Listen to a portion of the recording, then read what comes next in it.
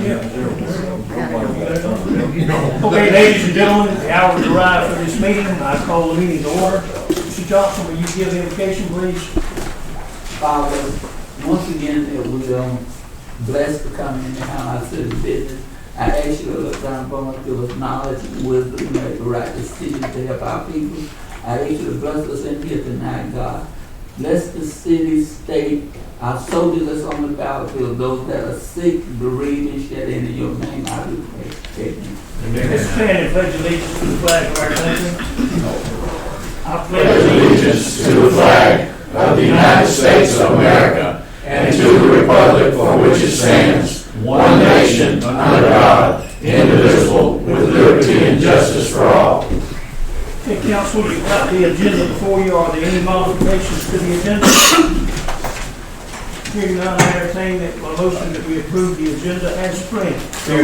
Yes. Got a question, I think that somebody said something about striking, I believe Councilperson Leggett asked us to remove number 6, discuss liaisons for Yeah, department, number 6. and number 7. Okay. Okay, both 6 and 7, okay. Yes, Okay, yes. Ms. Leggett, is that your request? Okay, Ms. Leggett is asked to eliminate 6 and 7, so we'll go from 5 to 8. Any other additions or omissions on the agenda? I think too, then, while we've stopped here, Bernie Shukin mentioned that Chief Wasden wants to add a little something to his, but he's got the floor, we'll have the floor, and whatever it is that he wants to handle, he can do that at this time. Where's Chief Wasden? All right. Yeah, okay. Just you add your stuff when you get up there, whatever it is. Just let us know what it is. Thank you, Mayor. Also, while you're discussing that, Mayor Stone, items 8, persons were supposed to be here tonight. I do not see them in attendance to discuss that item. I'm not sure if she's planning on being here Thursday night. So it will be up to you and council to discuss number 8, the water issues at the Broxton Highway location. Okay, well, since They plan on being here Thursday. Thursday. Okay. Right now, they're sick. Okay. And also, we won't push that item at all now because our water superintendent, Chris Kitchen, is sick, very sick. In fact, he can't even talk. So we might ought to eliminate that unless that, I'll tell you what, we'll leave it there. And if that party doesn't come in that's interested in this out on Leslie Road, we'll just skip over 8 as well. Well, if we keep on going, we can have our work cut out. Short term. Okay, anything else?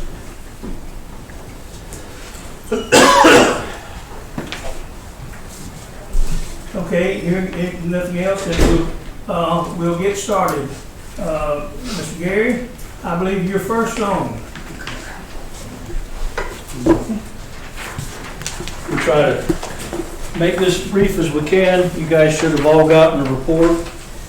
This is the final report on the committee that you put together, looking at recommendations for the golf course.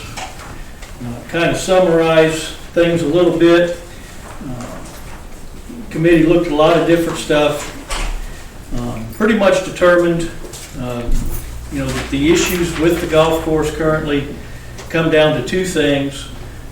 One is the lack of the technical expertise to maintain the golf course, which has caused it to deteriorate over time. With that deterioration, we have had less and less people playing, which then makes everything worse because now you don't have money in order to take care of it properly, even if you had the technical expertise. So those are kind of the 2 big things. The management and then the technical expertise. We've looked at 3 different viable options for what to do is what our recommendation comes down to. 3 different viable options. Committee was unable to determine which one was best because they are dramatically different from each other. Okay. The way that the committee looks at this is that they're basically 2 competing risks that we're trying to balance on what we're going to do. So the one risk is, we take a financial hit on the golf course Right now, it's very substantial because there's not a lot of people playing it because it's in bad condition. But you still retain a golf course. The other risk is if you don't have a golf course, or if it continues to be unplayable, you're losing the opportunity to have that as an amenity to draw business in. Drawing new businesses into the community is the difference between the community still being here or dying. And that's the same for every community, but not every community has a golf course. And when you're trying to draw new business in, the thing that they're looking for is amenities. They're looking for, when I have to go out and try to hire people or retain people in the community, what does the community offer to help me with that? Workforce is the number one issue with any company that you deal with, and they want to know that they're going to have help recruiting. A viable golf course is a big help recruiting. So those are the two kind of things that we're bouncing off here. So option number one is that the city maintains management of the golf course with some significant changes. Okay, I'll go over them here in just a second. But that option has the most financial risk. Now, if we do the things that we're going to propose as changes, we think that risk is pretty low, and that the city can run the course at a very small loss or potentially a profit when you throw the restaurant in as well. Pretty much everybody that we talk to a lot of people say, look, golf courses are not a money maker. They're probably a break-even proposition at best, but you use to draw people in for your events and your restaurant and clubs and balls and t-shirts and whatever you're selling. But if your city keeps control, then the loss of that golf course, the chance of it becoming pine trees or a mobile home park or even just regular homes is very low. Under option one, the committee recommends some changes. As far as the physical maintenance of the course, there needs to be somebody who really understands how you do that. And the city does not have that expertise. A course this size, you can't just hire a greenskeeper for $150,000 a year. It's not going to work. But what we're recommending is that we hire a greenskeeper on a consulting basis for somewhere $30,000, $50,000 a year, have them develop the watering schedule, the fertilizing schedule, the routines for maintaining the lawn mowers, which mowers you use where, training programs, and that kind of thing. Then you have lower paid greenskeeping personnel who actually execute those plans. Did you already have a consultant in mind? That would be up to you guys to pick. There are several of them. We talked with one. It would not be hard to find others. Anyway, but that way you get the expertise to your people without paying for a full-time person. Then you would have 2 people maintaining the greens, and then you would have 2 people working in the office, so to speak. Okay, one would be a manager. That person would not be somebody who just stands there and says, okay, pay me your greens fees, you're paying 9 holes. This has got to be somebody that really makes the atmosphere good, makes people want to come and play, listens to and communicates concerns with the golfers. It gets with the community and gets businesses to sponsor events, to sponsor holes, to have events at the event center, and really gets things going. I think that has been lacking on the management side of things. You had somebody who was a counter clerk, but not somebody who was out there managing and marketing and trying to get stuff moving. So you really need that full-time position, and then you need somebody part-time because the course is going to be open more hours than one person could actually be there all the time. So that's our recommendations in a nutshell. There's 2 pages of it. If the city decides to keep the course. And we put together a 3-year budget runway. We believe that within 3 years, the course can be breaking even. Okay? If we take these recommendations. Another thing that was on the management is rather than having the course director or manager or whatever we call that position report directly to the city council and be bothering the city council with every little thing, put together some sort of interim committee, kind of like you have a rec department, you'd have a golf club committee or a golf club authority that would have different individuals with different strengths that this person could bring most stuff to and get it decided at that level. And then that group would come to the city council once a year with, this is what we recommend for a budget, this is what we recommend, we think our revenues are going to look like, this is what we think we need for capital, which the city council could then approve or adjust. Similarly, hiring and firing could be discussed at a lower level and then brought to the city council for approval. But basically, just an interim level, because none of these folks have the time to run a golf course. Okay? So that's option number one. So basically, no risk that you're going to lose the course and nobody's going to build anything else on that property. So you keep the amenity, you keep the draw for future businesses, bringing in better tax dollars, but you do have financial risk. Option number two is a lease option. Much lower on the financial risk, but it's a little bit higher on the risk of loss. And there is a specific individual who's interested in doing a lease option on that course. He owns Blueberry Plantation and he owns another golf course down in Florida. He's interested in doing a lease option probably through the EDA so that he can get the tax benefits that happen through the EDA. He has big plans. He wants to redo stuff so that there's a restaurant there like there is at Blueberry. He wants to put a small boutique hotel in that area, probably purchasing additional property.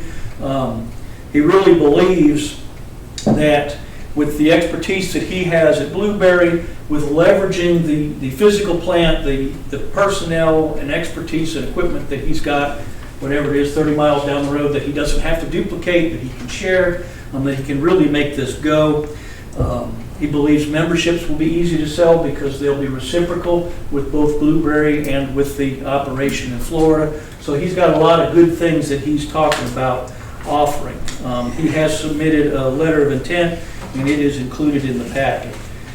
Now the risk with that is if 3 or 4 years from now, 5 years from now, after he takes ownership, the option was out, he takes ownership, and the course starts not doing well, he's a businessman. He's going to do something different. He talked about putting in a driving range, covered driving range, maybe like a Topgolf, or maybe putting in, some upper middle class housing or whatever. But you do have, is he going to be able to make it work? He's made it work in Blueberry. He's made it work in Florida. But you have lost control at some point in time of that property. So that's the second option. The third option, again, low financial risk, but high risk of losing the golf course, is we have an individual who just wants to do an outright purchase of the golf course. And that person is Owen Wooten, and he has made an offer as outlined in the report. He says he's owned a couple of golf courses before, bought them, turned them around and sold them for a profit. So, is that what he plans with this, to buy it, turn around and sell it at a profit? Don't know. He does say that, he's a Hazelhurst native and he loves it here and he thinks that the golf course would help this place grow. Feels like he has the expertise to get it back up and running if he puts a couple $100,000 into it. But his project is a golf course. That is what he says, and he says that he is willing to discuss some assurances, I think was his word. So that is another option. And I think I know he called me the other day. He's particularly interested in having an event center, someplace where people now go to Tifton or Baxley or Douglas for forestry meetings or cattlemen association meetings, things that then they could be had here, which they can now. They're just not doing it. But at any rate, that is the third option. As an outright sale, once it's done, he changes his mind and decides to turn it into a sod farm and then plant pine trees. There's not a whole lot we can do about it. But there may be things that we can do to put some assurances in place. So those were the three different recommendations that we looked at, three different viable options. Again, wide range of difference in the risk between keeping the amenity for drawing future business and better tax digest down the road versus stopping the bleeding today. That concludes our report. You did a fine presentation. Gary, I want to thank you for all the hard work that you and committee has done and given us, I think 50-something pages of a report. I just got back in town, I have not read it yet, but I will. They may have some additional questions. I appreciate it very much, and I think it's time that we look at the options as a council together and study the most viable thing for us. Thank you again for your help. While we're on this, how much time are we going to give ourselves to reflect and study and pray and everything else on this decision that has to be made? We'll have to make that decision. The council will have to decide when and where we meet and what we do, and There'll be much discussion on it, is what I'm saying. yeah, we probably have to call some meetings. I got you. Well, John, you remember we were going to close it down in 2 months. If we ought to be able, within 2 months, to be able to get together and make a decision within a 2-month period.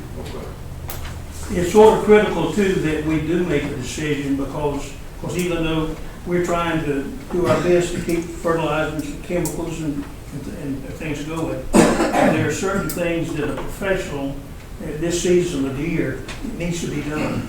So we do need to act pretty expediently. I like option 3, y'all know. You went and voted. Any other questions for me? Thank you, Gary. Yeah. Okay, we'll move along. Thank you very much, you and the entire group that worked on this. Your group is here. Commissioner Ricky Crosby is here. He was on Gary's committee. Let's see, you have Jim Sewell that was on the committee. You and Chris Rhodes. Ropey, our school superintendent, was on it, and myself. And we met many times, as you see the volume of material that's out here. And but Gary was the prime engineer, and I found out, of course, we were glad that he was put in that position, but we found out what a good manager and promoter he is, and we're very fortunate to have him, and thank you again, Gary. Okay, utility management now. All right, number 2, sir, are you ready? Yes, sir. We come to the, I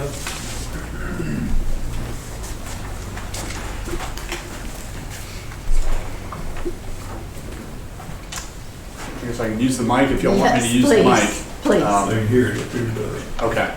My name is Ron Hoffman. I'm with representing Utility Management Services. I came here from Griffin, Georgia today to speak with y'all. Thank you very much for the invitation to be here.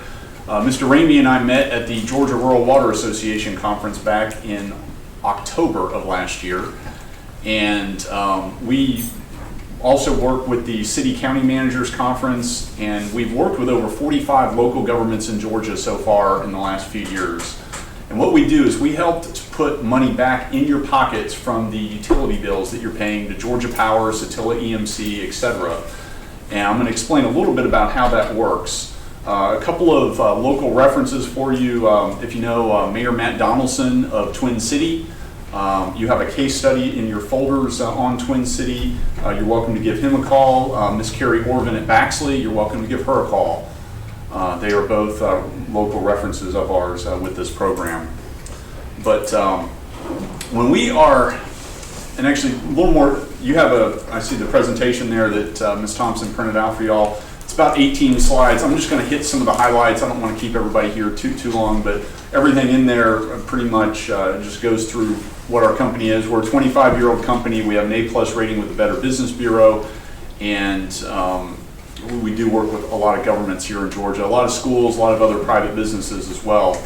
But cities and counties have a very unique deal when it comes to power, because you have buildings like this, you have the police department, you have lighting, you have water, you have wastewater, you have all sorts of different facilities doing all sorts of different things, and each one of those facilities has different usage patterns. And while you don't have a choice for who your power provider is for each installation, you do have choices within the power providers. And specifically, this is Georgia Power's commercial rate schedule. And there are over 40 different commercial rate options in this book. And so for every single, when you talk about a water plant or a traffic light or a city hall building, they're all going to have different usage patterns, and the power providers, they put it back on the customer to determine, well, which of all the different rates do you want facility X, facility Y, facility Z to be on? And what we do is we partner with you and we optimize how you're being tariffed by your power provider to give you the lowest annual cost. And that's, simply put, that's what we do. And we only need 3 things to do that. We do the entire project. We work on a contingency basis, sharing savings with our clients on a 50-50 basis over 48 months. That's how our entire business works. And we have a few cities in Georgia that we've worked with that have been delighted, believe it or not, and because they haven't saved any money, but they've had a report that they've been able to go back to their residents and their businesses and say, hey, we haven't been overbilled for our power. And that's been some of our best references actually have been cities that haven't saved and hadn't cost them a dime. And so that's part of what our program is, and that's one of the outcomes. The other outcome is we come back in one of our reports and we say we're going to change, say, the police department from tariff A to tariff D, and we estimate based on past usage that that's going to save you about $1,500 a year on the power bill for that building. And we do that for all the different accounts that you have. In a city of this size, y'all probably have 3 dozen accounts, maybe more. So we do that, and we download 36 months, 3 years of hourly data from the power provider, and we run algorithms, we reconstruct your bills over that history, and we really look for good opportunities to make changes. We don't make a change for $50 a year, $100 a year. It's got to be multiple, probably 500 to 1,000 minimum to make it worth your while and our while to do that. In your presentations, you should have a page that looks like this, and let me just pass these out so you guys don't have to flip. This is a sample audit report. This is what it will look like when you get the report. You'll have a summary page that details all the different accounts that you have, and then you'll have this page for each one of your accounts. Under the blue header, you'll see just various usage statistics for the last calendar year on a monthly basis. And again, we're looking at hourly data, but those are just some monthly statistics that mean a lot when you're calculating how your power bill is impacted. The green columns on the far right are where the money come in. The existing rate cost is what you were invoiced by Georgia Power or Satilla. The best rate cost, if we found another tariff that would save you money, that's what you would have been invoiced on your new rate. And then the far right column is the difference between the two, which is the projected savings. Our goal is to minimize the number at the bottom right, which I believe is $2,812. That is our goal. And on the right column, you'll see some of the numbers are red, some of them are black. We see all sorts of different patterns like that for how, and it totally depends on the usage pattern, the rates, and all of that, how that works out. We share 50% in every one of those numbers on that far right column. So that's why our goal is to maximize the $2,812. That's how our business model works. And you'll get a page like this for all of the several dozen accounts that y'all have to give you an idea of how the power is used on each account and then whether or not you're going to save. And that helps you for budgeting, maybe for the golf decision or something like that, the golf course. You know, okay, well, we're going to have a few extra $1,000 in the budget that we can reallocate. Nothing is due to us at that time. We have to actually implement a change, and then we document the savings for you moving forward, and that's what we share in the city. Before I get into that, do y'all have any questions about the page that's in front of you right now? I just like to ask, looking at this, how do this help us as far as our franchise fee with Georgia Power? It doesn't impact it at all. It don't? So if we cut down on something that don't make us lose more money when it's time for Georgia Power to reimburse us? Most of what Georgia Power does, when we go to conferences, and oftentimes like at GRWA, Georgia Power was there, the city county conference, they're there, and they're there advertising save on your energy, lower your kilowatt consumption. We don't really, that's agnostic to us, your consumption. We're looking at the difference in how that consumption was tariffed here versus here. And that's pretty much all our program does. And it doesn't impact that at all. We actually have a great relationship with Georgia Power. Of the major providers in the Southeast, they are the quickest at getting us data. They are the quickest at making changes. They're outstanding at You all just go through and take the tariffs, whatever tariffs are on, or add it in there and knock those tariffs off, right? Well, we're looking, however your tariff, we're looking at what that costs you on an annual basis, Right. and then versus whatever other of these other tariffs might save you significant money. Gotcha. That's what. Let me clarify what the two gentlemen down here said too a little. I think this will clarify that pretty good bit. It might help the audience understand it as well too.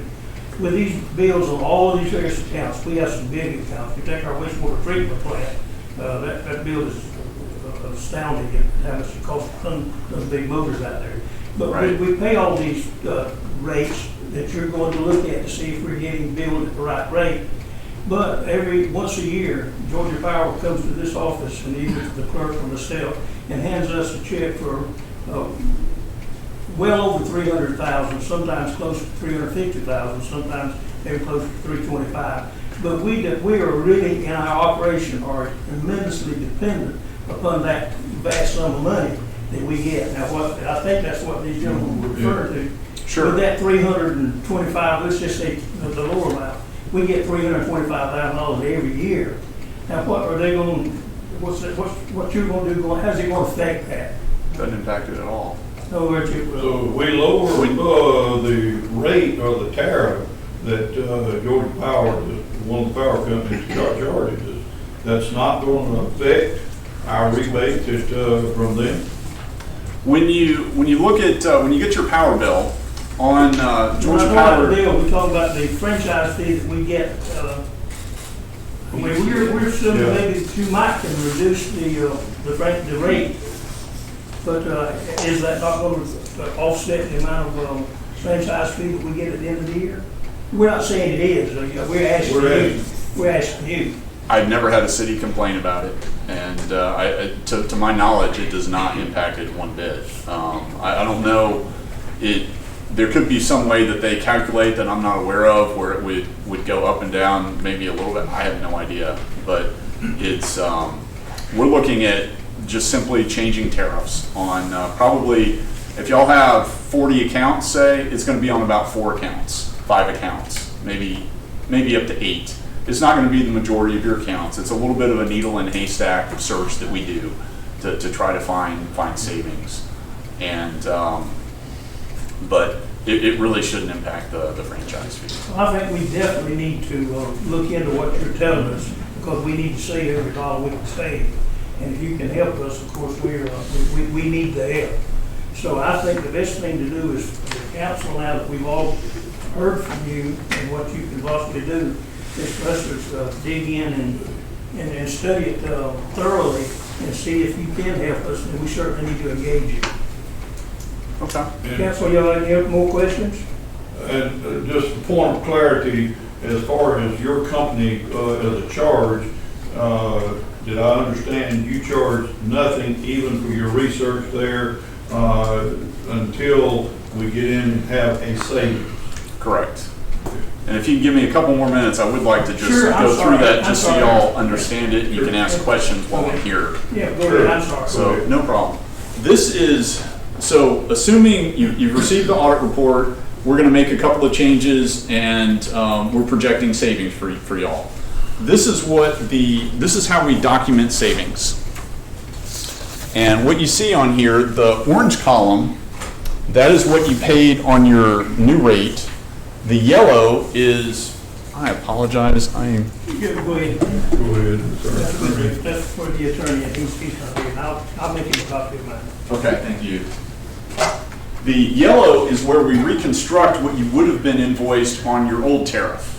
And it's summarized at the top, it's broken down into 6 columns at the bottom, the same columns that you normally would see on your power bill. And then the green is the difference between those two. At the top, the yellow minus the orange is the green, which is the savings. And when we send you this is documenting what the savings is.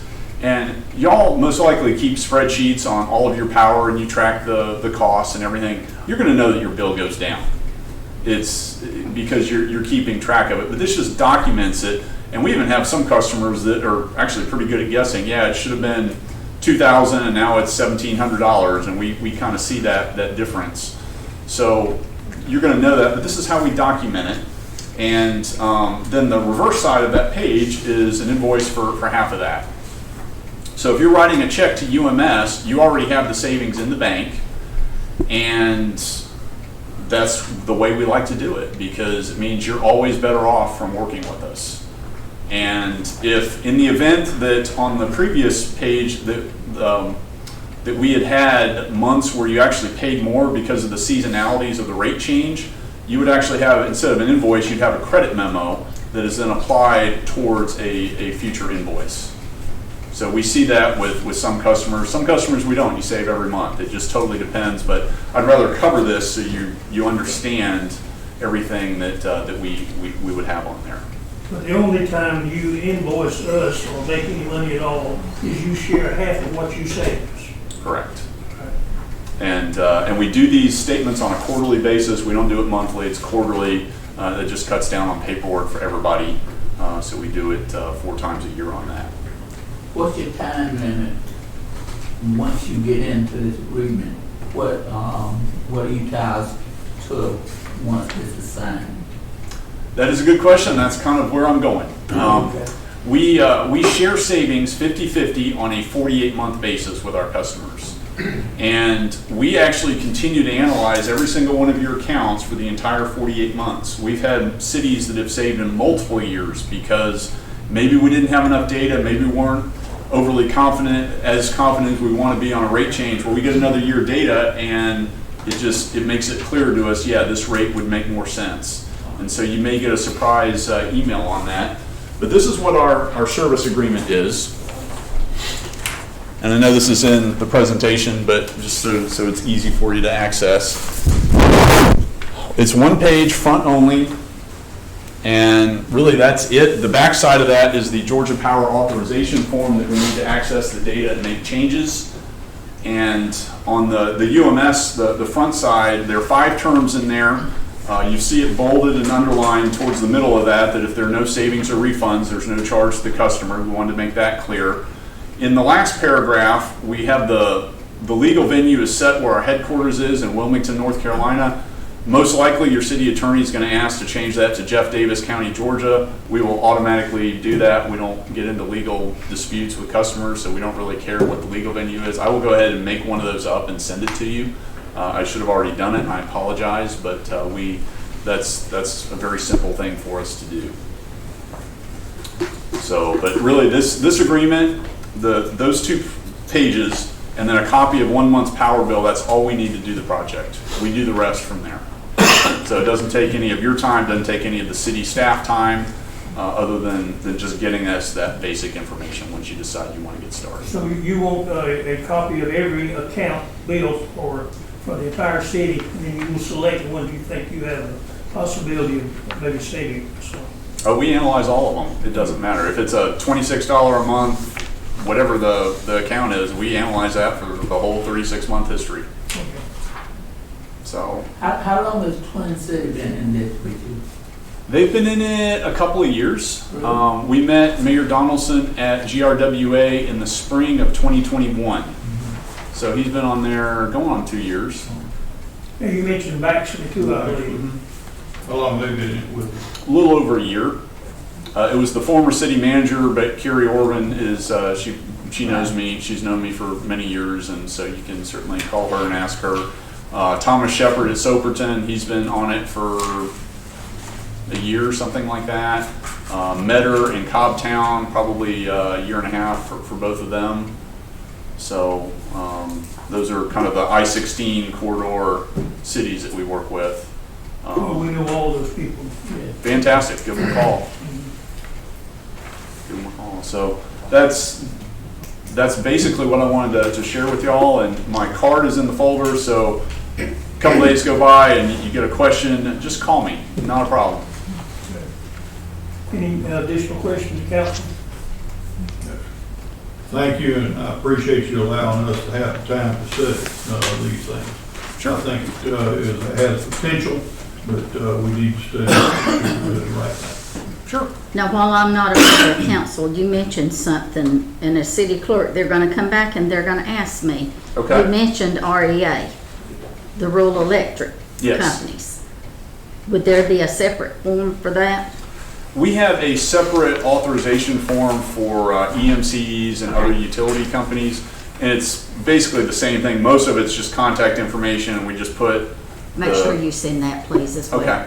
Thank I might you. have one in my folder here before Thank We have some already accounts, so we need that as well, yeah. Okay. And they just typically for those, they want to see like a city logo on the bottom of it or something, make it a little bit more official, but that's it. Okay. And That's what I am sorry, and we have worked with them before, so, and they do have some overlapping rates, and that's the thing with these rates, so much of them overlap. And so from the power provider's perspective, there really is no right or wrong answer for a lot of this stuff. And so that's where we come in, and with partnering with the same mindset as the city, we want to keep the costs as low as we can, so that's what we do. Very good, thank you, sir. Thank you. Very much. very much. Okay, Dennis, I believe you're next with the revenue on the commercial garbage account.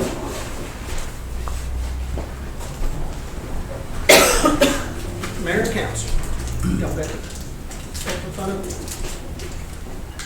As of this date on February 20th, 2030, after extensive research has come to our attention and to the best interest of the city and the citizens to consider some changes in our current garbage service.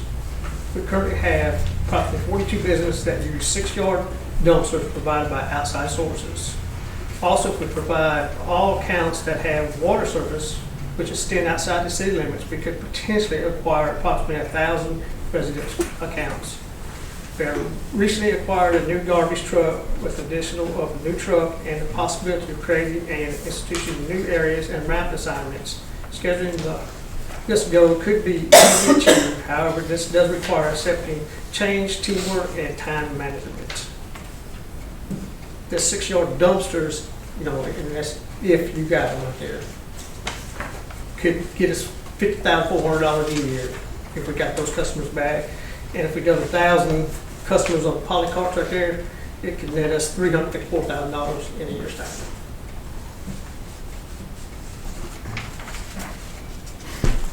Any questions?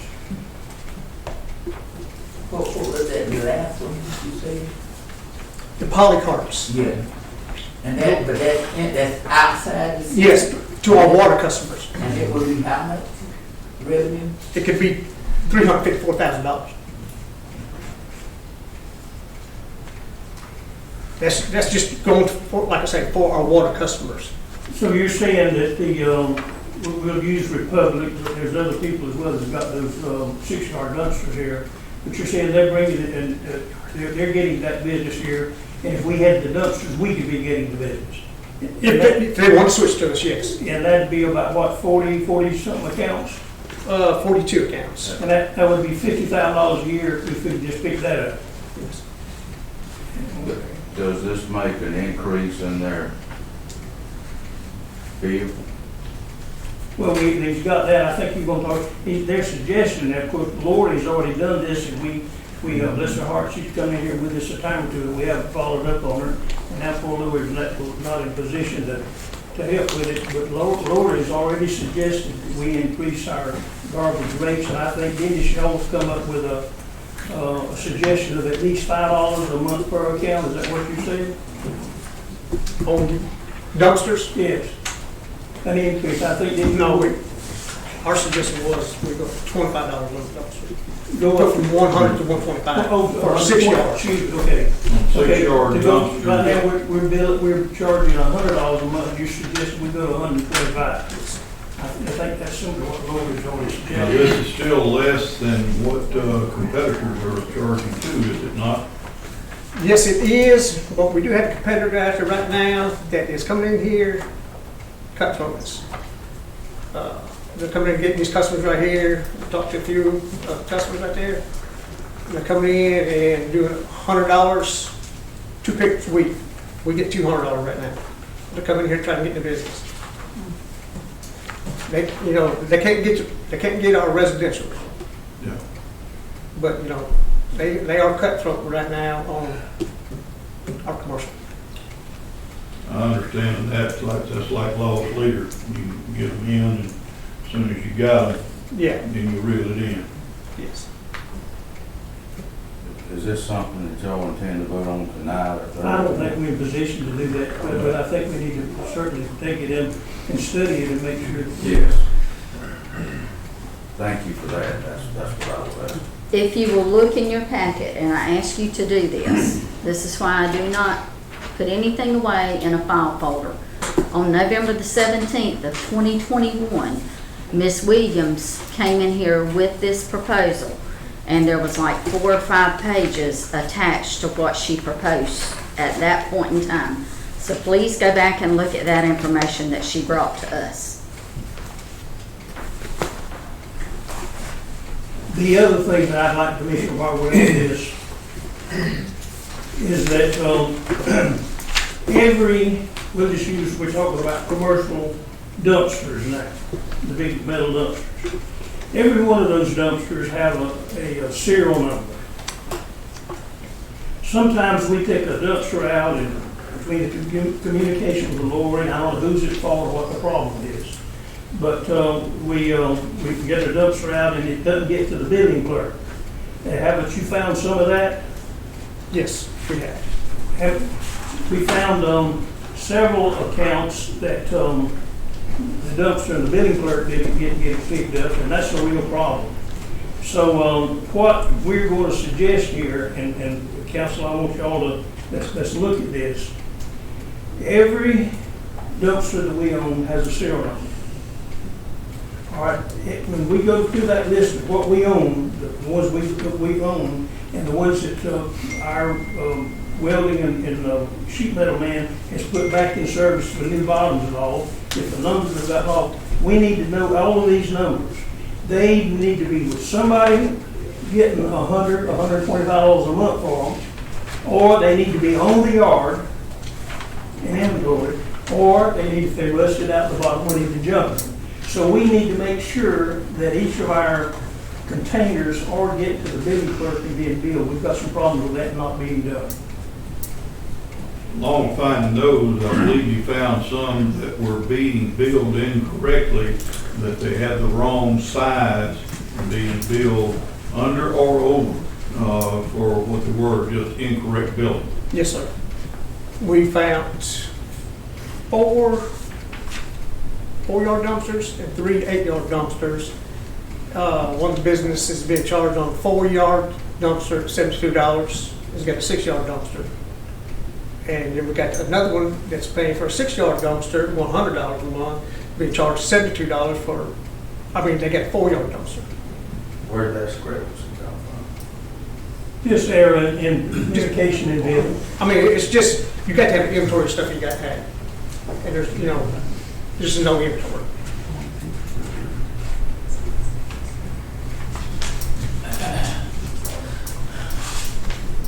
Can I add something real quick? Sure. We were researching this together. One of the biggest things I see that's creating a problem out there, when a business closes or a resident changes or whatever, we shut the water off, but a lot of times we don't get pick the cans up, and they continue to sit there, and then all of a sudden they moved. So you go someplace that says they only got 1, they've got 4. But nothing's identified to whom it goes to. So Well, even those individual polycarts have numbers. Right. So we need to, the same thing with the 6 yard or 8, whatever, the big commercial dumpsters, even the poly carts have got a number. And that poly cart ought to either be assigned to an individual and making money, it ought to be on the yard, or it ought to be junked. And so we ought to, there's got to be an accounting of that in order to make sure that the bidding is correct. We've got a huge mixture of polycarts that's out there too, that they need to be labeled as Hazelhurst. Yes, sir. We've got Rylands out there, we've got City of Baxley out there, and we're Hazelhurst. We need to be labeled as such. You gotta get a sticker put on all of them, right on top of the old. Yeah. And so that it'll stay too. And then with that number, if we see if we heading off to Broxton or back there somewhere, we see one at Graham, and we look and check on the number, we know where it's supposed to be. So that needs a lot of work, yes, that's good. Thank you, Jim, for putting that together. Unless y'all got any more questions? All right, that's good. Appreciate your work. Yeah. All right, let's move on. Appreciate it. Okay, Ms. Bloom, I believe you're next. Good evening. So in your packets, Ms. Bernice provided you sample bylaws for the Downtown Development Authority of the City of Hazelhurst, Georgia. Hopefully you're all aware that we have a Downtown Development Authority in place. It has not met in many years, and the board members' terms have all expired. And underneath the Georgia Code, that will require new bylaws, a resolution to reenact the Downtown Development Authority, and a new board appointed by the City Council. So this is just for general information only. We're at the beginning of that process, and it'll take some research and reading through the bylaws that Ms. Bernice sent you to start with. The next step would be we'll start public reading of the resolution to reenact and a reappointment of board members. And that will be in the future, not tonight. So I just wanted to let you know where we are on that. Dan McCray provided these bylaws. They are updated for the most recent state of Georgia rules where Downtown Development Authority bylaws are concerned. So it's a modern version of that. So this is Mr. McCray's latest reenactment of... Yeah. Yeah, okay. Yeah, this is Dan McCray's most recent updated version of bylaws for downtown development authorities in Georgia. So that's just for your consideration at this time, unless you have any questions for me. Do you have a time limit that you all want to reenact this? What I'm saying? Well, that's what I want to say. Do you all have a time limit to get this started rather than just keep kicking it down the road? Well, You gotta when wait you're, a month, unfortunately, or what? when you're waiting on an attorney, you wish you didn't have to kick stuff down the road, but sometimes you have to do. The only thing we're missing from Dan McCray is the reenacting resolution. That's the final document we would need to get from him. And then Ken would read that into subsequent city council meetings. The new board would be appointed and then be sworn in, and they would go to work. So the next thing is then we are depending upon Dan for the reenactment resolution. Please, Steve, give you the idea when he may have that ready for us? Well, Bernice can give you about as good idea as I can on that. Bernice, do you have a better hint than I do? Nope. Well, I know Dan real well, and of course you do too, Laura. Between the two of us, maybe we can persuade him. We have been working diligently with Mr. McCray for 3 months, and he keeps telling us he will get it to us, and I understand attorneys. He's a busy man, I know. He is, so we just keep kind of pushing. I'll make it a point to call him too. I'll make it a point to call him. In the meantime, if anybody has any questions, certainly call me. This is for your information only at this time, and we'll get back with you as soon as we have something from him for a reenacting resolution, okay? Any more questions for Ms. Bloom? Thank you, ma'am. Thank you. Thank you, Gary.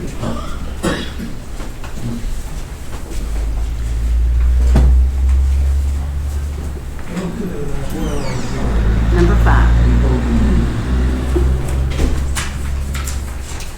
Number 5, okay. Why don't you take over there and bring us up to date? You're very knowledgeable. What all we need to do on that? Okay. Mayor and council voted for an ordinance to amend the Code of Ordinances of the City of Hazelhurst, Georgia, to provide a new code section for ethics.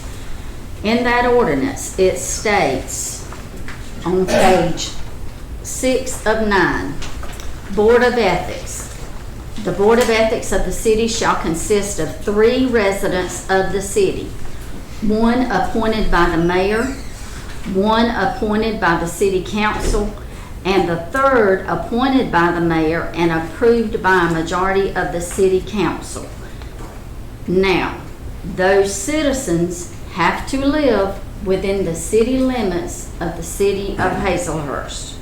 Not just have property in the city limits and pay taxes on it and live in the county. They have to be a resident of the city limits of the city of Hazelhurst. So now you are at a point where Mayor Stone has to give a selection. The council has to give a selection. The 3rd is selected by the mayor, but approved by the council. Council, y'all got any questions?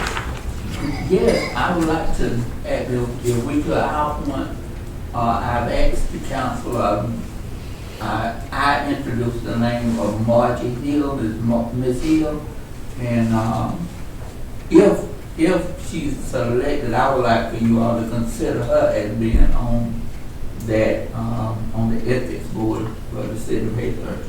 Well, I'm working on my assignment that she's talking about. She's already helped me, and I've got one that's has committed, and another that I think will be there. And I'm going to try to Thursday night, because since you've got yours ready, Thursday night I'll try to give you the one that for you to either approve or disapprove. And if you disapprove it, we'll just have to go back and get another one. And who is your one that you're appointing? Bridges, the pharmacist. He lives over there on Pine Street. Yeah, that's fine. And I've got another one that's considered. So we're two, We two, discussed and all one we in- got to do is one. If I get one more, and everything is confirmed with it, John, we discussed one in Atlanta, if you remember. All 4 of us were sitting there. Yeah. We got one that's. waiting.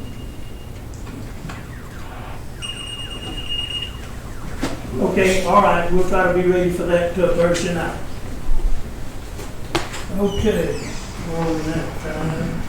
Number 8 is to skip. Number 9, I can give you some information on that. However, I am going to present this to you all. With Chris being here Thursday night, that's when the discussion needs to be.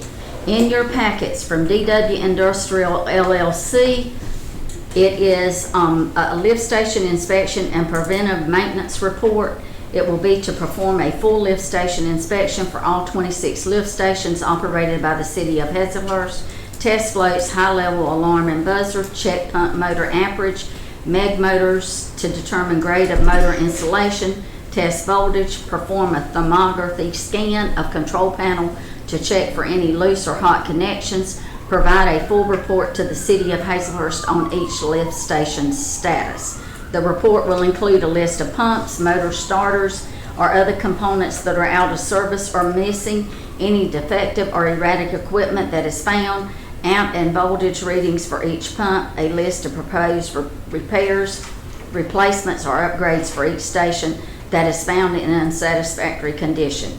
My understanding through Mr. McKeachin is that this will get us ready for reporting, like if we have to report to EPD, EPA, and or Georgia Rural Water. So he is planning on being here Thursday night. The cost on this would be like $2,950. It could be less because of the smaller lift stations and smaller motors. How much for that again? $2,950 for all 26 lift stations and the wells.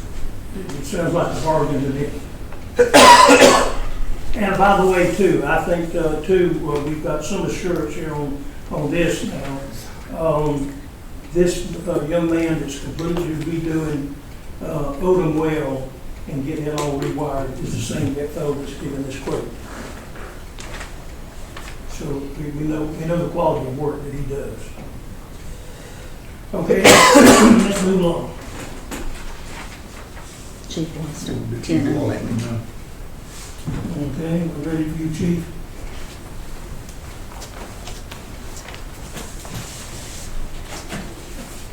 A couple things tonight I want to ask you about is this is my last year serving on the Georgia Association of Fire Chiefs Board. So, and in the last couple of years, our board has been going to the Southeastern Conference. And we have been, I've come to y'all and asked y'all that if y'all would provide the registration fee at some meals, our board actually pays for our motel rooms and some of the meals as well. So that's what I'm asking. This year to be in Wilmington, North Carolina. It'll be the week of June the 12th through the 16th. Okay, I entertain a motion to approve the So chief's moved. request. Second. Yes. Motion made by Mr. Ramey and seconded by Mr. Bloodworth. Any further discussion about it? Hearing none, call for the vote. All in favor, say aye. Any opposed? Hearing no opposition, that's carried. Okay. Next item is my newest firefighter that I have, Kobe Hughes. We want to send him to Forsyth for a week-long class, first responder class. We are doing an EMTR class here, starting here. Actually started tonight, but he can't. He's actually going to start over in a couple of weeks in McRae doing the Firefighter 1 class, because I've got to get him trained within 12 months of hiring him as a Firefighter 1, and I got to get him through first responder. So he can go to Forsyth for this week, get this first responder, get that under his belt, and then finish up his Firefighter 1. We just voted on that.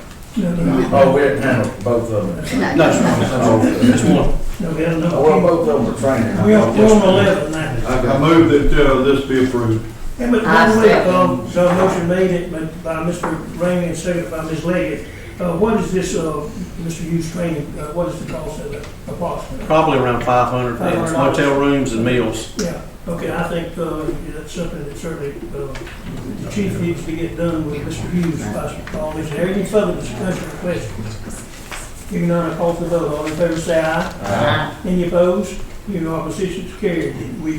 You're batting 1,000. Okay, I have two items real quick, and they have to do with equipment.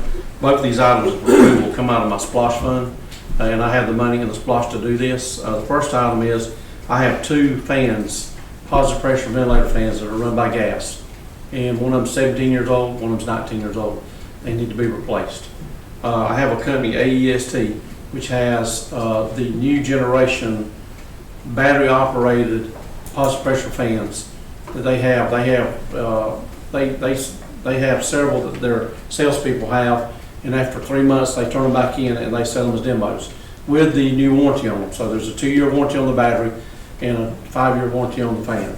I would propose that we purchase two of them. Both of them would cost $5,000 for both of them. These things list right now brand new for $52.86 a piece. So we can get two of them for $5,000. So that's my proposal. I'm asking y'all to approve that. And you got it in your splosh fund to do it? Yes. All right, I'll make a motion, we can do it. Ms. Leggett made the motion, seconded by Mr. Ramey. Any further discussion about the purchase of the fans? Hearing none, call for the vote. All in favor, say aye. Aye. Any opposed? Hearing no opposition, the motion is carried. Okay, last item is for a camera system at Station 1. We have a camera system we put in over 10 years ago that is analog, and we can't get parts for it anymore. Matter of fact, it's down. It hasn't worked in probably 3 months. I sent out RFP and got 2 RFPs back from 2 different companies. Southern Tech quoted $64.53, Southern Technologies $64.53, and Triple H quoted $77.45. So I'm asking for the lower bid. Both of those are compliant, and they're ACDD, I think it is, approved. So I'm asking to purchase the one from Southern Technologies. Is this in your budget, or is this Yes, more splosh? Splosh. This is more splosh, Yes, sir. okay? I'll make a motion. Ms. Leggett made a motion, we approve the purchase of the 2 fans for approximately $5,000. No, the camera system. Camera system. The cameras for the building, and seconded by Mr. Raymond. Okay, further discussion, Mr. Johnson? Yes, there's one question. Is this the same type of camera where you put the security from T-Mobile that you got? No, sir. This is a camera system for the station. 16 cameras that will be throughout the station. And actually, it is actually recorded on the DVR, and then also we can get it on our phones. I can take my phone. It's the same system I got at the inmate building. So I can look at any camera at any time I want to. I have the same system this same system is in City Station 2, Yeah. and it's in the inmate building. So all three buildings I can take on my phone and at any time look at the cameras. Okay, any further discussion? Hearing none, call for the vote. All in favor, say aye. Aye. Any opposed? Any opposition? You're back into the. Thank you. Good. That's all. Unless y'all want me to ask for more. Okay, Chief Williams, have you got anything to report on your, I noticed you got a report issued here. No, sir, just information only. All right. Okay, we'll handle the water and sewer adjustments, report to council and check register Thursday night. I believe Ms. Grace, you have some comment. Well, let's get the citizens first. Any citizen comments? Citizen comment. Okay, that's good. All right, we'll move on. Ms. Grace, do you have something you want Yes, to sir. bring to us on something that you? Yes, sir. To let everyone know, I wanted to bring this out. We will be enabling a multi-factor authentication system for all emails with hazelhurstga.gov. I've given you an email regarding that. Come to find out that certain reports have to be sent. For instance, and I'm going to use this as an example, Chief Williams, if you don't mind. When they have to send reports to the district attorney or any attorney's office, they want it where it's encrypted, where that they can have to go in there and open it up under the authentication, yeah, I can't talk tonight. Yep. Form, so it will be enabled for everybody. Also, you will have to change your password every 90 days. So much cybersecurity out there that if we don't start implementing it, we're going to be lagging in time. So I said, yes, sir, we'll do it. Second, That cost us how much now? nothing, No, nothing. Nothing. There was a cost, okay, go ahead. nothing. All right. Also, I will be attending conference next week. I will have to leave here February the 28th through March the 2nd for GLGPA. The classes I will be taking will be discipline and grievances and managing HR in a political environment. I am going to get my certification in personnel association or human resources. These are the two classes I will be in Lawrenceville, Georgia. The second one, I am on the executive board for the Georgia Clerks Association. We have our planning retreat for March the 16th and March the 17th. It's an overnight retreat in Columbus, Georgia. As I've mentioned to you all, we will be hosting the IIMC conference for the Region 3, which includes anywhere from California to Georgia and anywhere in between. At our last conference, we had people from North Carolina, South Carolina, Tennessee, Alabama, California, Georgia, and Florida, and Kentucky was there. So I will not be able to be here that Thursday night. I'm requesting council to move the council meeting from a Thursday night to a Wednesday night, which will be March the 15th, so I can take care of my duties as city clerk. Okay, I entertain a motion that we approve Ms. Thompson's request for the March the what meeting? It's the March 16th, March moved to 16th. March Let's move it from 15th. Thursday night to Wednesday night. I question moving to Wednesday night, there being a church night. Is it possible that we might can look at doubling up on, say, Monday night? Y'all are the bosses. Are you, you're gonna be here Monday, right? I'll be here Monday, yes. Could we double up, Sure. We don't see. That would save the interference in churches. Just have that, of course, we normally, and our attorneys told us that we can handle business at our work session anyway, like we normally Yes. do, just like we're doing tonight. And so that's perfectly legal. So if we, okay, I entertain a motion that we designate that on our March meeting, we'll have one meeting on Monday night. Is that the motion you want to make? That's it. Okay, is there a second? You made that motion? It's Is me. there a second? Second. Brad, seconded by Mr. Bloodworth. Any further discussion about that? Hearing none, I call for the vote. All in favor say aye. Aye. Any opposed? Hearing no opposition, the motion is carried. I will make sure that I post everything tomorrow so that it will be made available to the public, and it will be available to you as well, Miss Marion. Good. That's all I have, Mayor. Okay, then, Mayor and Council, any of y'all got anything hot on your chest you want to handle? On March the 9th, we will be having a meeting here at the City Hall. The city has in the past tried to get a grant, and we wasn't able, and it was not because of the city, no long discussion with it, but we're trying it again, and that grant is for water and sewer and to help the infrastructure of the city. But anyway, it'll be at 1 o'clock, and it's, people are south side, and I'm looking for a large amount of people to come. Might just be me and two of you, but anyway, it's set for 1 o'clock on March the 9th. March the 9th? This is the public hearing, correct? Yes, yes, Okay. And that's for the CDBG. yes. That's $1,000, that's $1,000, A million. $1 million, I'll give the decimal back in a minute. That's $1 million grant that we missed last time, and it's already been engineered, and we're hoping to get it this time. Okay, and that's March the 9th, it's going to be where now? Yeah. In the council room? Yes. All right. Okay, all right, anything else? We need to go into executive session. All right, maybe, Ms. Lady, motion we go into executive session? Your attorney's not here. Huh? Your attorney's not here.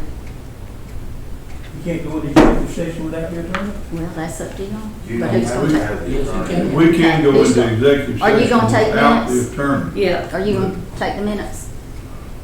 Somebody can take better minutes than I am. I'm not a secretary, I can tell you that.